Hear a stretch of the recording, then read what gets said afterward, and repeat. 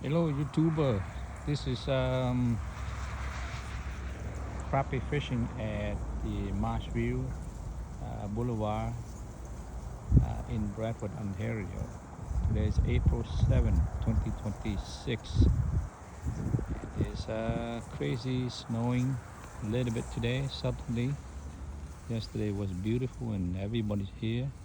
There's a lot of geese and some ducks. Other than that, I'm trying to fish today with the plastic and nobody here. So I guess people don't like the snow, I guess.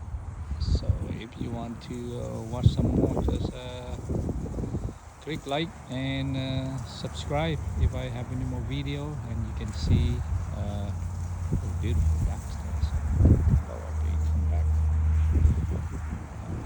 migration from US.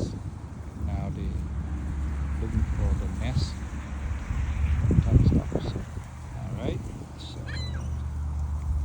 subscribe and click like. Thank you.